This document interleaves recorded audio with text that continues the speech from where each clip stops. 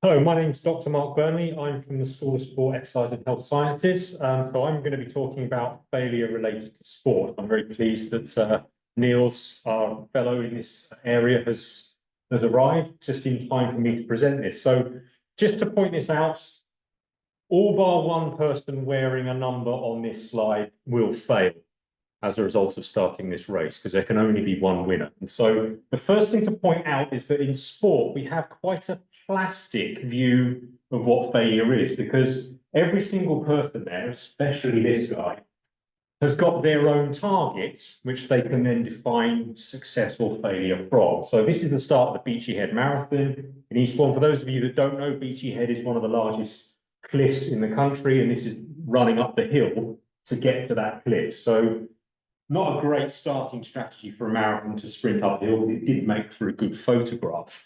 And the key thing about failure is that you really need to define what that is. And there are various ways and means of seeing failure in sport. So first of all, there's the obvious, mechanical failure, falling over. We saw this a couple of times in the World Championships last year of athletes. There may have been a trip here, but actually, if you look at Femke Bol, she simply fell over because she was fatigued. So she lost motor control, fell over, dropped the baton, didn't get a World Championship medal. So that's a fairly obvious example of failure. Then we have Lance Armstrong, showing that he managed to fail to win the Tour de France 7 times eventually. Now, the key point here is not that Lance Armstrong was a failure or not, it's the fact that anti-doping was a failure because it failed to detect that he was cheating. And you could argue there's two ways of looking at that. Maybe the system is set up to fail in the sense that we know that irregularly taking biological material from a human and testing whether or not they're on drugs, the humans themselves and their support teams can get around. So maybe you set up a system where there's just enough monitoring so that they have to take steps that can then be found out through other means. So, for example, in law enforcement, through forensic investigation, and through eyewitness testimony as well. So the thing that brought Lance Armstrong down was the testimony of his former teammates in a grand jury that was then taken up by USADA, who then wrote the reasoned decision. That's essentially what brought him down. So a system designed to fail to then pick up other forms of failure. Then there's team sports failure. A very famous case of the England football team failing to win a major championship yet again, but getting very, very close. And the failure there was the fact that the penalty shootout led to a few of the footballers missing a penalty. They happened to be black footballers, and as a result, they were subjected to extreme racist abuse on social media. So the failure then having personal and societal consequences, because sport is often a very big issue for a large number of people, that amplifies the whole thing. So we've got to be mindful of that. Then there's human failure and human error. This is a picture, I don't know if you remember the 2000 Olympics in Sydney. During the combined women's gymnastics event, the vault was set at the wrong height. So in 1998, the female vault went from 120 centimetres to 125 centimetres, and the officials at the Sydney Olympics forgot that, so they set it at 120. And in the warm-up and in the first round of that competition, the favourite and a number of other athletes failed their vaults. If you have one failure in the combined, that's basically game over. That included Annika Reeder, who twisted her ankle and had to leave competition entirely as a result of the vault being set at the wrong height. Angela Slater, an Australian gymnast, simply walked up to the vault and looked at it and said, "That's the wrong height." So everyone out, got the tape measure, realised it was wrong, reset it, and everybody else managed to do their vault as it was. But the ones that actually failed, if they didn't get injured, they then went on to another piece of apparatus and failed again. So the thinking of I've got to do really well in the next event to try and compensate for the failed event meant they failed again. So failure then propagated as a result of that.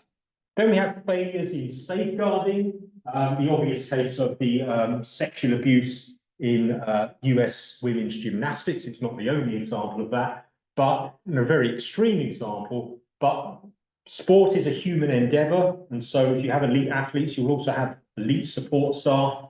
And as a result of that, you will have people who have other nefarious ideas about getting close to these people. And of course, that's particularly the case in gymnastics, because in female gymnastics, many of these gymnasts are children. So there's a real failure in safeguarding in that respect. And then finally, the most famous example of failure recently, I'm using Eliud Kipchoge as kind of a bit tongue-in-cheek, really, because he did run a marathon in under 2 hours. But his first attempt was a failure. So the Nike Breaking 2 project, it's a great fanfare, failed by 25 seconds. But that failure led Kipchoge to realize he was only 25 seconds away. And so therefore, he was able to build upon failure in that respect. And we do this a lot in sport and exercise science. So we can measure failure, and failure, time to task failure, is a major outcome measure experimentally. So what we've got here is somebody in an isokinetic dynamometer. Every 3 seconds, they contract their muscle at 50% of their maximal efforts, and then have 2 seconds rest. And they do that until they fail a task. And every minute, we ask them to do a maximal contraction to see how much force or torque they can produce. And you can see the maximal voluntary contraction sinks down until this downward arrow. That's the point at which you can no longer maintain the force or the torque required by the task. And you can see that although there's task success all the way through here, eventually you reach task failure, but there are things going on in the background that are developing all the time, that are taking you towards failure. The question is, what is that? And the answer is there are all sorts of points of failure. First of all, you've got to decide that you actually want to do some exercise. That could fail, because you might say, I don't want to do this anymore. But pretty much every other part of the motor pathway is a node of potential failure. And one of the things we're going to explore in detail on Wednesday is right at the bottom here, and the influence that energy sources and where those energy sources reside can have a real impact on whether or not you can continue the task or you can fail it, and the things we can do around trying to mitigate that from happening. Then, of course, there's the failure of biological material. So here we have a stress-strain relationship for a tendon. And you can see we have a physiological range. So if you're running around or cycling or swimming and you're using this tendon, it will essentially rise up to approximately the point where you'll start to feel microscopic failure or experience microscopic failure if you push too hard, push too long, push too often.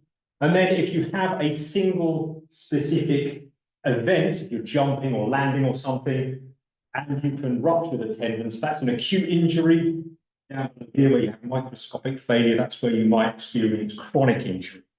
And of course, we also have structures in the body that are uniquely exposed to injury. You've probably heard of the ACL, the anterior cruciate ligament.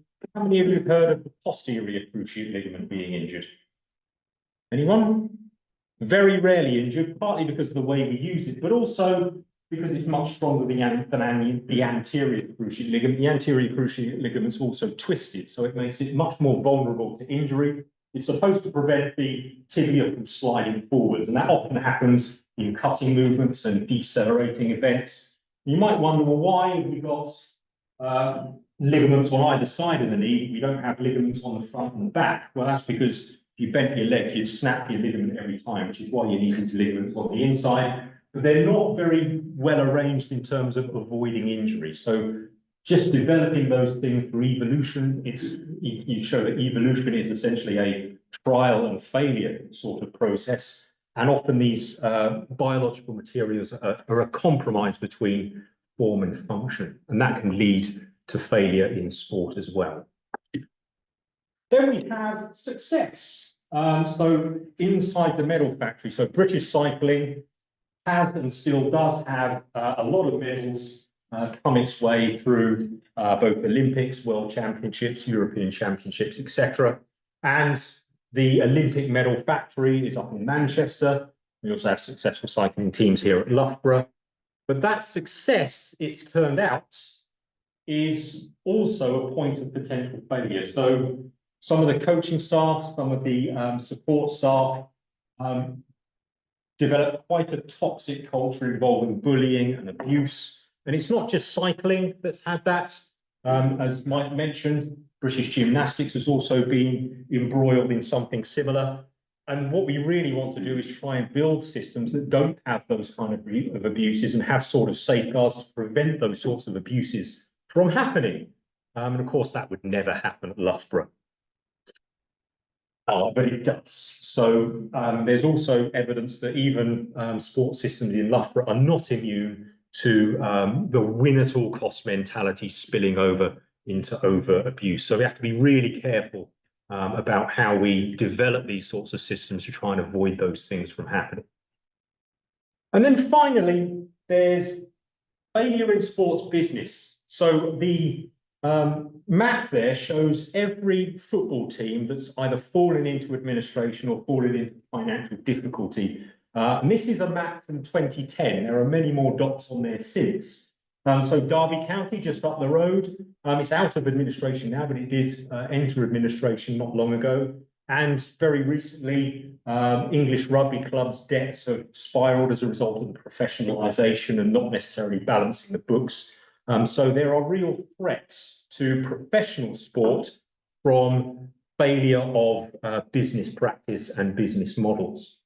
And this works all the way up to the highest levels of sport, where because of the amount of money involved in sport, that then leads to corrupt practices. We've already mentioned this in the past as well. So thinking about, and it's interesting that a lot of these corrupt practices involve states that have skin in the game in other areas as well. So in the Middle East, Russia, and other geopolitical issues that are underneath those things as well, greenwashing and things of that nature. So what I'm trying to point out is there's an awful lot of angles we can look at in terms of failure in sport.